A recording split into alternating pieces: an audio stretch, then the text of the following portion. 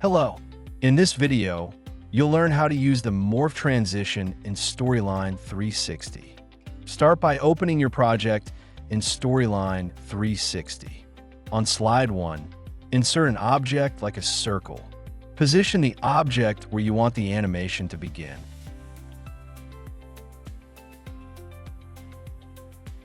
Next, duplicate the slide to create Slide 2. On Slide 2, move, resize, or rotate the object, but don't change its shape or modify it.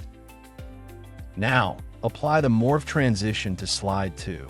Storyline will automatically detect the matching object and animate the transformation.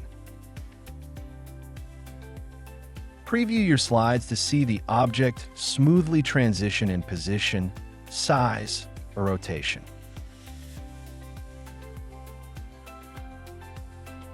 Preview the translated course to check formatting and accuracy. Make any necessary tweaks to ensure a clean layout and clear visuals. And that's it. You've just created a seamless morph animation in Storyline 360. No extra tools needed.